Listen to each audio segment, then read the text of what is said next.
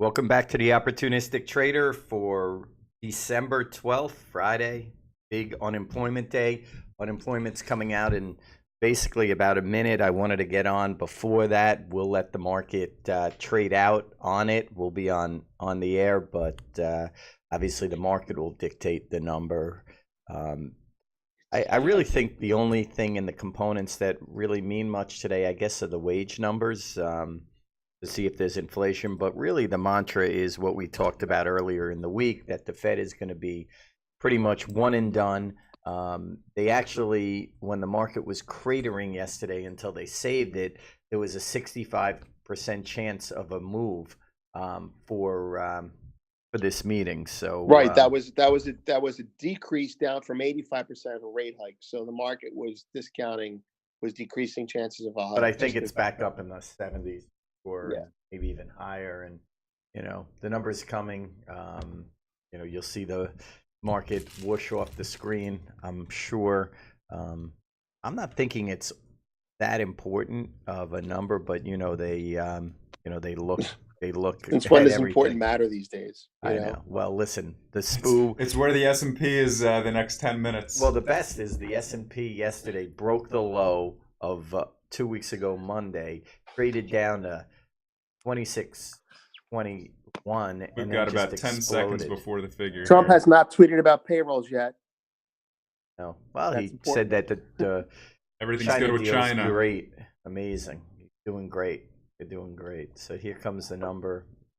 The SPOO is not really moving. It's it looks like up. It came in weaker at 155,000 jobs, expecting 198,000 jobs. Also, the average hourly earning is a touch lower at 0.2%, expecting 0.3%. Actually, change in that's Canada. Canada came out with a huge beat. Canada came in adding 94,000 jobs. 10,000 was expected. The S&P ticked up, and now it's ticking back down. It's probably around the same place as the number. It's going to be swinging around.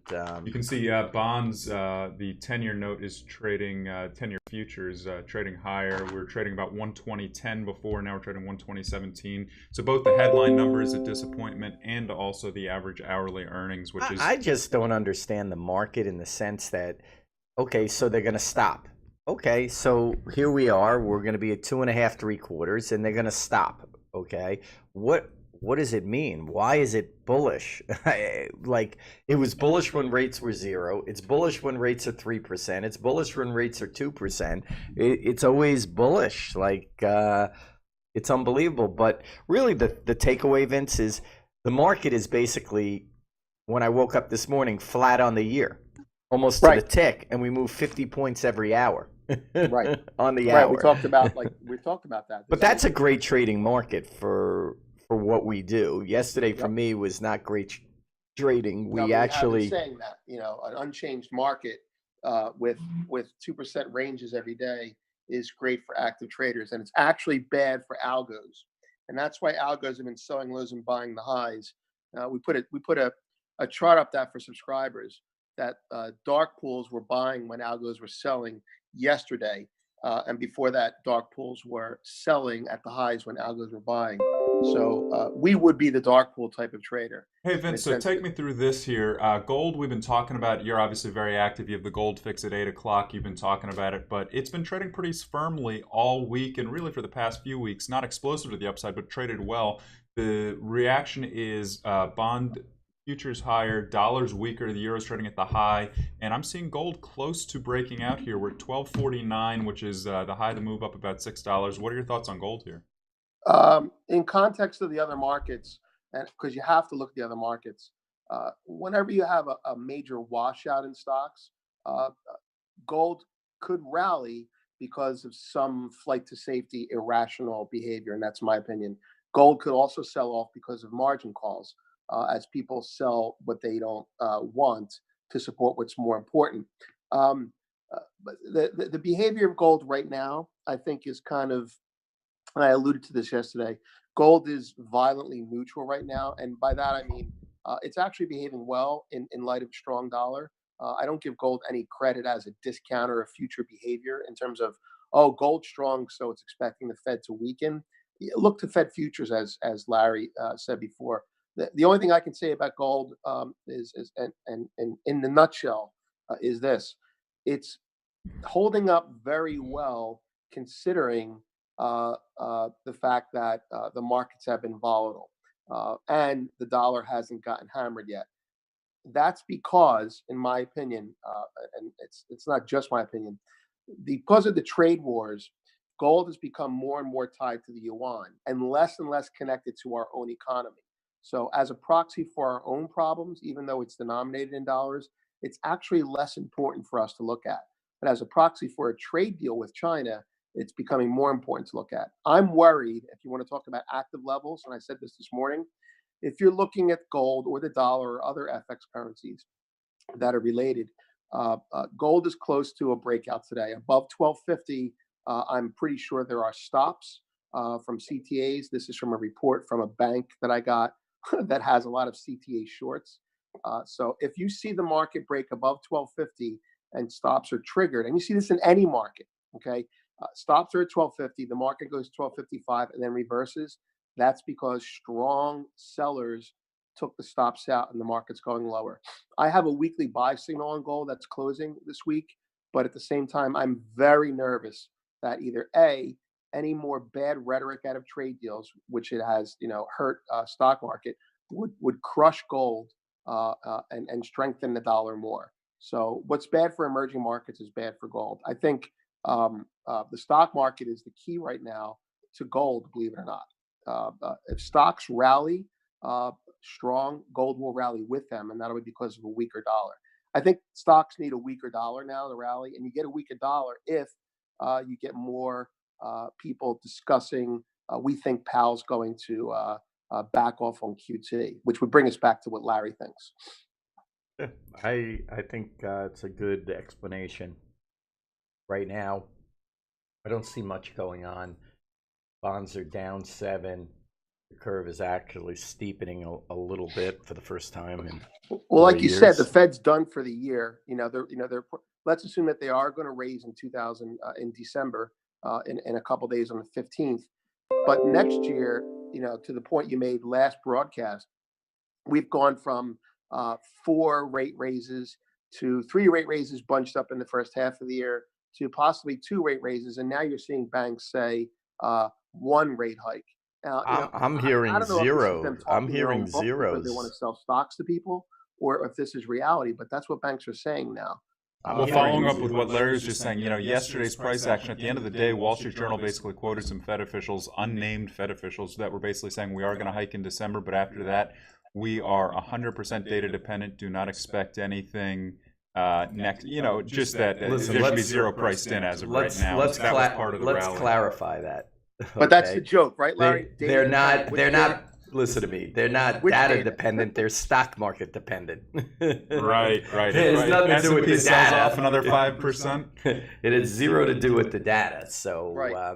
It's funny, just Sunday night. It's all in 1 week. We traded 28.14, and everybody's like, "Oh yeah, we're back to 2 hikes next year." Then we trade 26.30 or 26.25 yesterday. Oh, we're to 0 hikes, and now we're back at right in between, pretty much at 26.90. Now we're back to 1 hike and 1 hike, right. whatever. Right. Listen. Well, Between if you're that, a Fed watcher from back in QE, it kind of went like this at the very basic.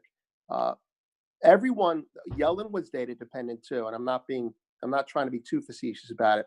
And the data she focused on was jobs. So every time the stock market rallied and people said, "Oh, she should tighten," she would say, "Well, we don't have enough people employed."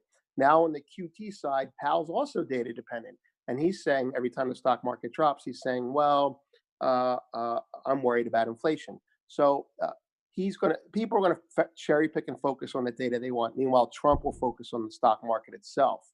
I'd expect if the market were to sell off, I would personally expect, if you think that the Fed's going to back off on QT, which they may. I mean, we got low enough oil prices to genuinely cover that. But if you think the Fed's going to back off, it'll start with Fed members coming out and talking the market up. And if they can't do that, then Powell might back off. That's just my opinion for what it's worth. I think it's all stock market dependent. We will see how that all plays out. Admittedly, they'll never admit that. But I've never seen a Fed or even obviously a president that's so concerned on a day. It's almost like they're day traders. I mean, it's like the Fed Well, is a name a day president who trader. talked about the stock market. They talked about the economy. The stock market's not the economy. They Well, may have we need intervened Volcker back. in the stock market with the plunge protection team in '87, but they didn't talk about the stock market. That's suicide doing that, unless you have a scapegoat like Trump has Powell, I think. Well, I don't know. He's trying to make it as though, he's the market president, and we're through year two. The market yesterday was down. It's back up. So the S&P is up under 1% for the year. I don't know. What did we do last year? 23%? I can't remember. We may have done 22 or 20 or whatever we did. I don't remember. Mike, can you check out the return for last year?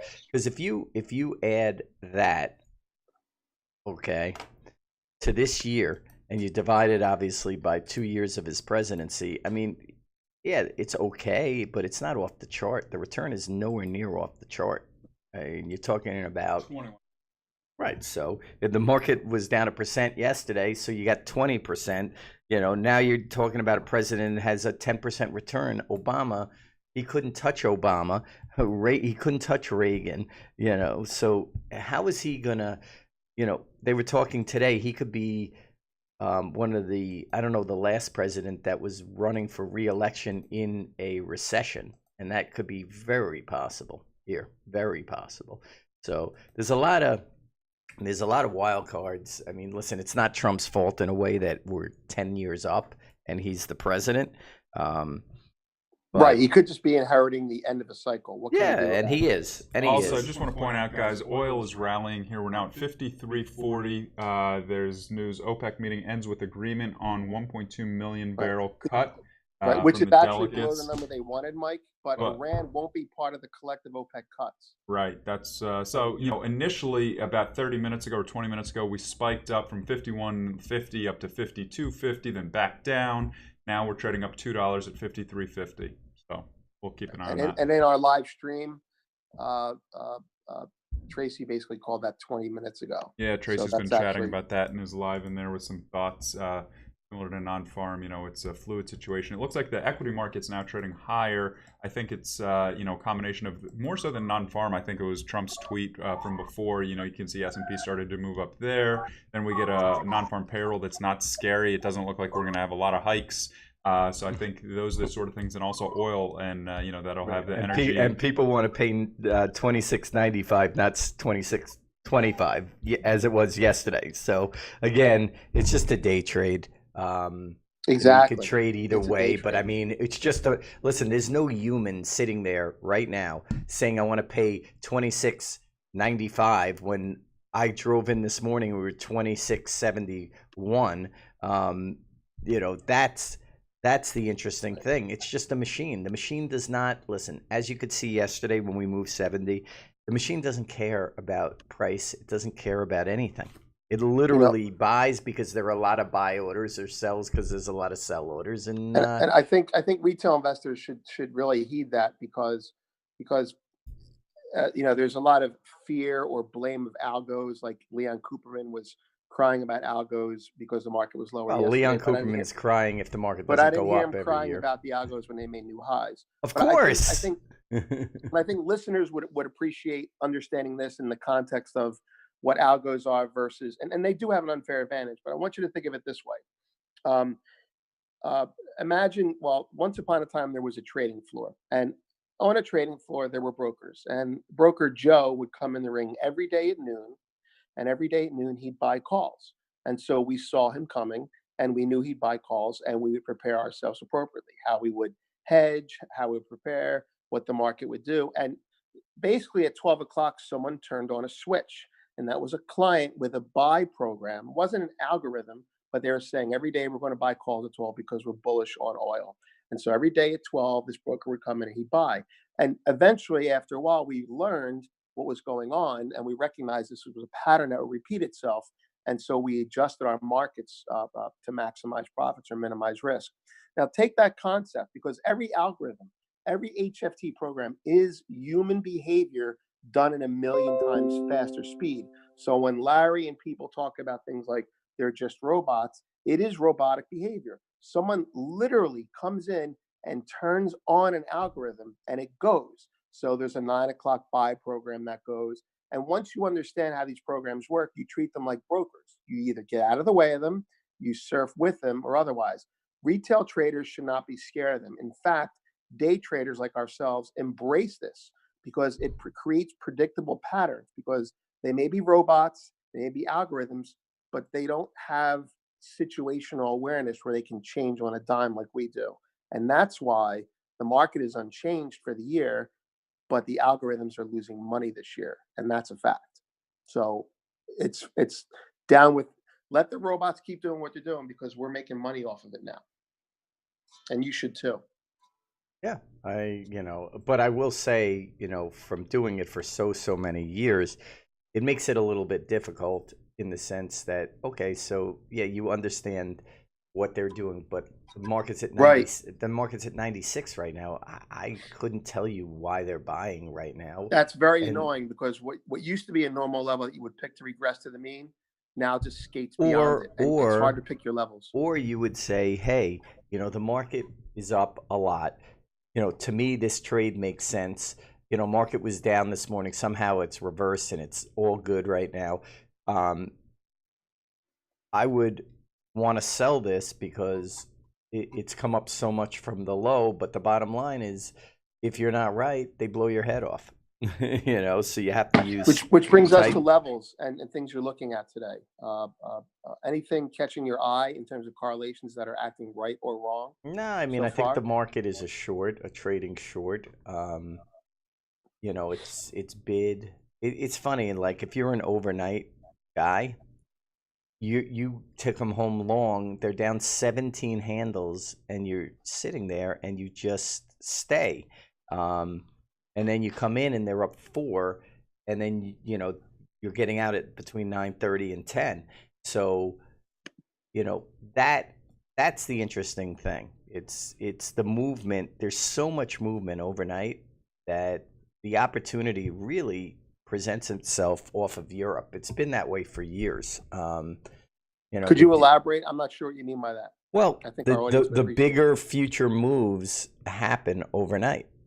So last night's range, we haven't taken out last night's range basically on either side. We're on the top end of that range, but last night's range was 30 points.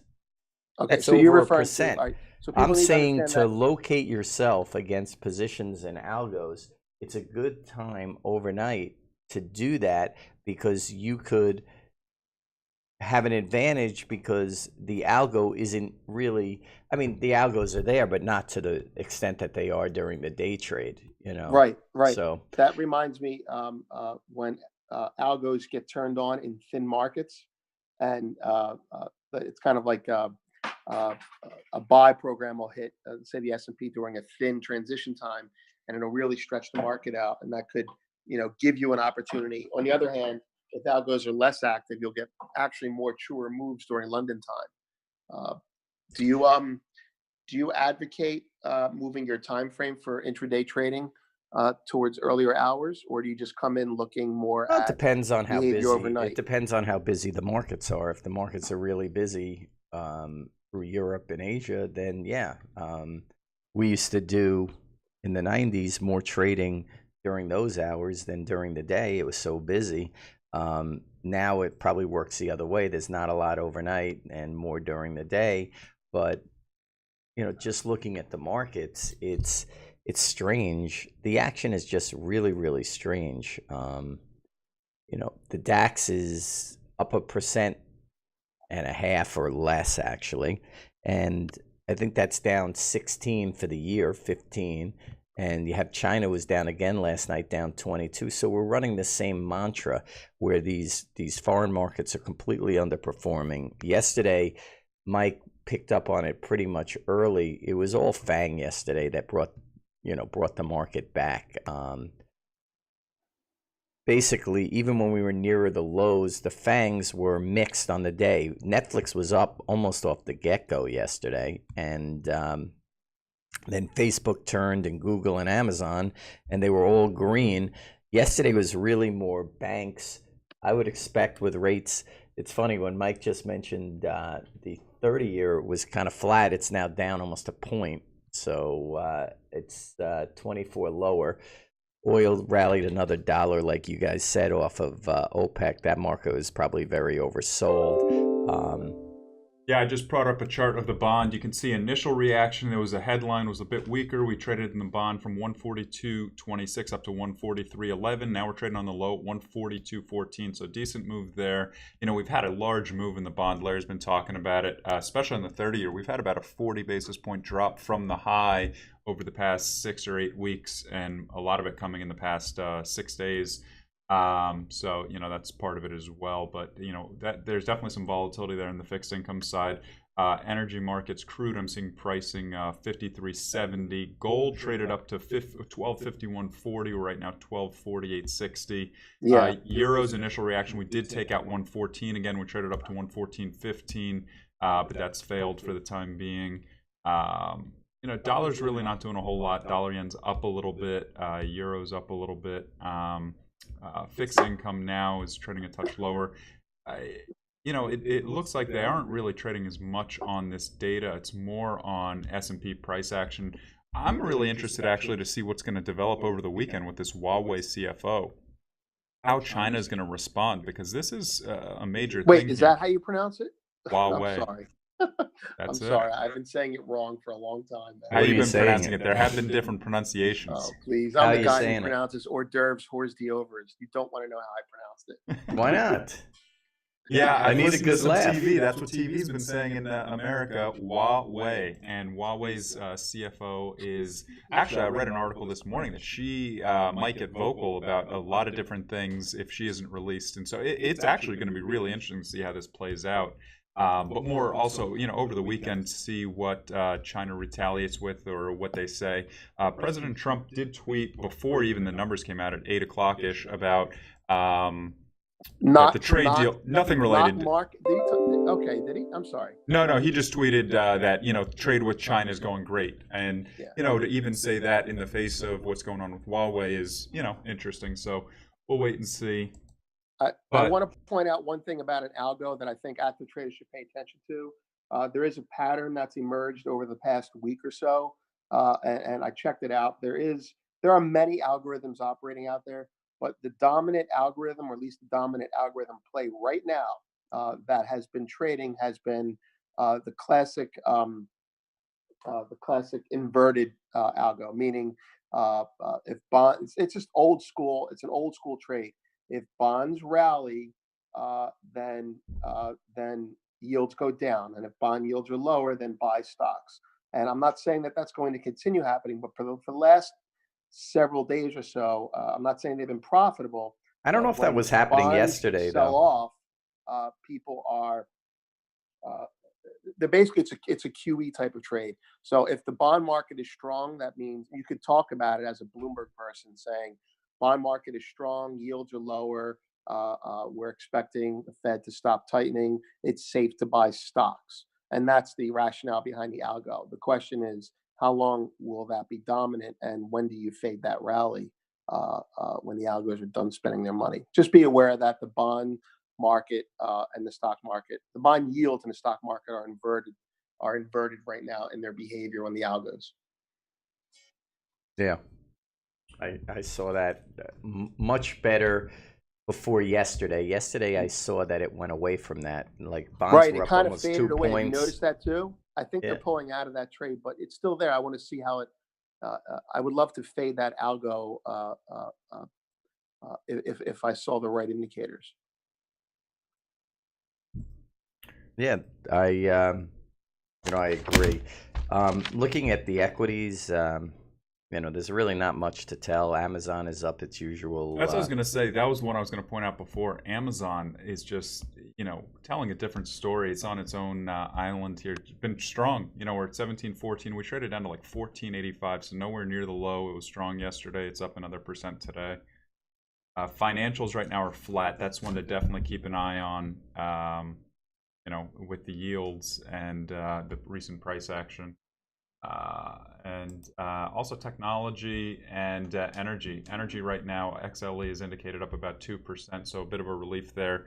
We're going to be speaking with Tony Greer later at 10 o'clock. He's been very active on a few things that'll be of note. One, the Altria Kronos deal. He's been very active in the cannabis space. Kronos right now is up about 35%. He'll be speaking, I'm sure, about that. And then also energy. I know he's been bullish energy in this kind of 55-ish range, 55 to 50-ish range. He's been getting bullish. And so I'm sure we'll be speaking about that. But we're speaking with Tony Greer at 10 o'clock. At 11 o'clock, we're speaking with Ed Meir of Commodity Research Group. Ed's just a very good macro guy, so he's going to be talking about China trade and a few other things on his plate that he sees coming up for Q1 2019. Then 12 o'clock, we get Mark Fisher. If you have any questions for Mark, probably submit them early because Mark gets on his, the questions that I start asking him, but he's a fast interview, about 10 minutes long. So if you have a question for Mark Fisher, he's been active in natural gas and the energy market. To new listeners, he's been very spot on. Well, in general, he knows energy markets for years, and I've been counterparty to trades of his many times and run for cover on the floor. But he had been spot on in calling the oil market lower as well as the natural gas market higher. So it'd be interesting and I think very important to listen today to what Mark has to say in light of the OPEC deal. Is this a dead cat bounce to sell oil, or is this the beginning of a change in the market for months to come? I think today's an important interview with Mark that people should tune into. Yeah, and he's going to comment on a few different markets and has a bunch of different thoughts. Look, when there's a lot of volatility, that's actually this is the environment that he likes. And, he talks to a bunch of different traders. So it's interesting also just get his take because he follows so many traders, what they're talking about, where they're seeing opportunities, things like that. So he's at 12 o'clock. And then 12:30, we're going to have Ben Ryan of Commodity Research Group going over metals and options. So, we got a full schedule today. I'm interested to hear a few things from Tony, specifically on a few different sectors he's paying attention to. But, market on close is going to be really important as well. We've had a lot of volatility this week, to say the least. We've traded in a range of nearly 200 S&P points.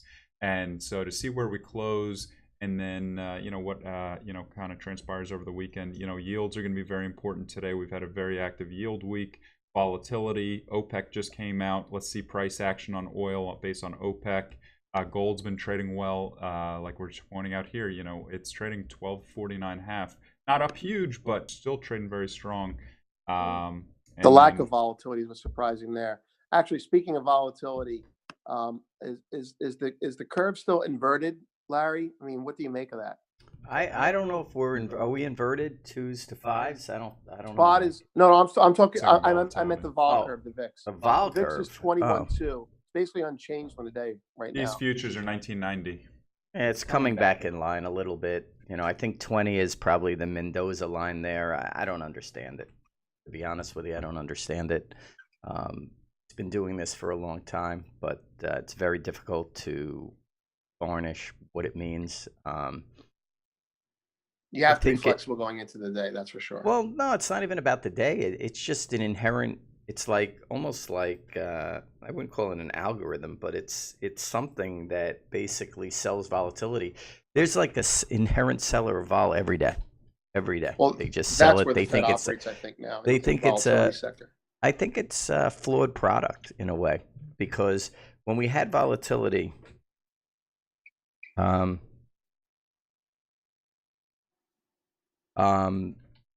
It is a flawed product because they had to readjust it before because strangles and tails weren't reflected properly enough in the price.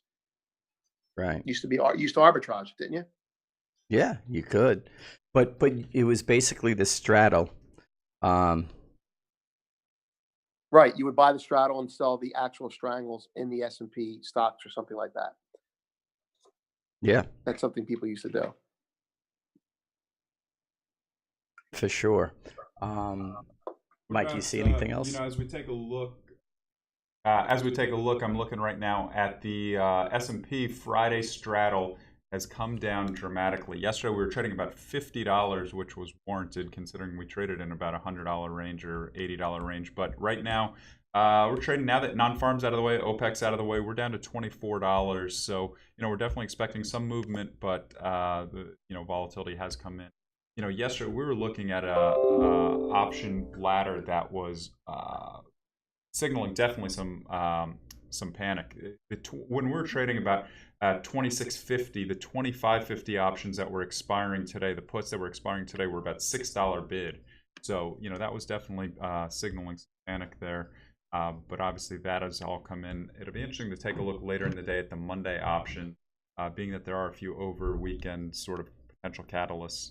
But now, I'm interested to speak to everybody that were our different webinar guests today and get a good sense of price action and see how we close with everything. Gold, if we can close above 1250, S&P, if we close below 2700, volatility, yields. We're at some interesting levels here. For sure. No doubt. Looking at the EEM and the FXI, they're actually outperforming. They've been outperforming for the last month and a half.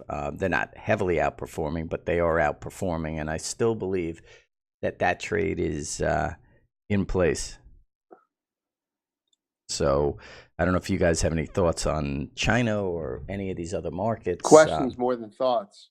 I know long term as an investment, you're friendly to China. But when you say in place, do you mean that this is a bounce to be faded, or that it's going to continue to correct over the next year? No, I think Obviously, that you want to your be mind can long. change from I day to think day you on want to this. be long Asia, and I think Right. you want to be short the U.S. That's the trade I like. Right. Right. I don't like it But that's not as a day much. trade. That's from day to day. No, we're not trading that. Other than the fact that we're we're keeping an eye on it, and that's our thought. We're just really focusing on the U.S. market per se. Right. I don't see. It's interesting. The SPU is whipping around very little. I think the S&P was 84 when the number came out. Now we're 91. I don't see a lot today. Not a big rally considering the disappointment and the way the bond market has moved.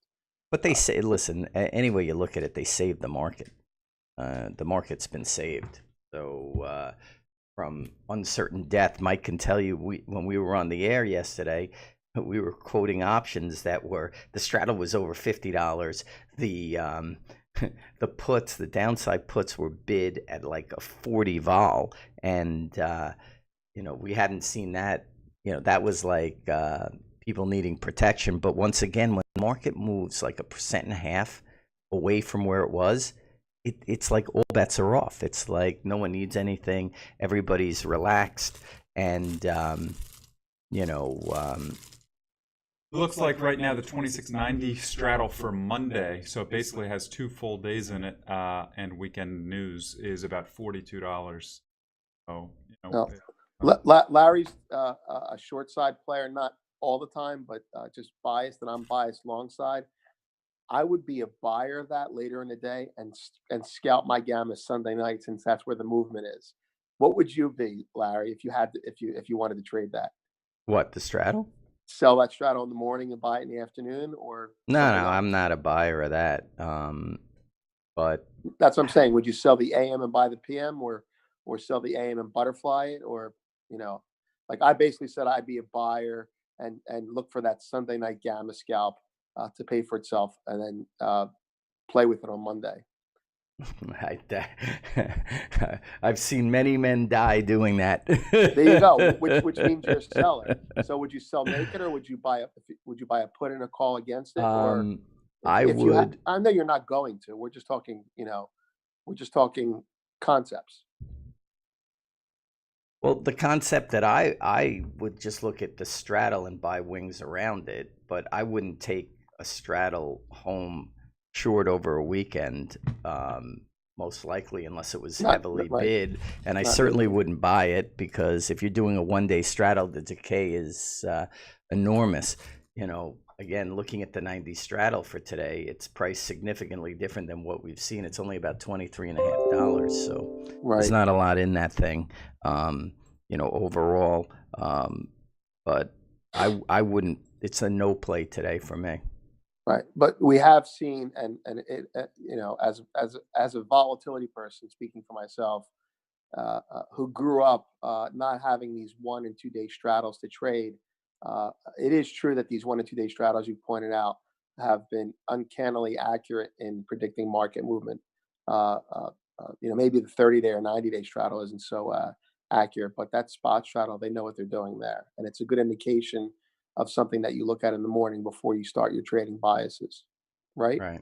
Yes, for sure.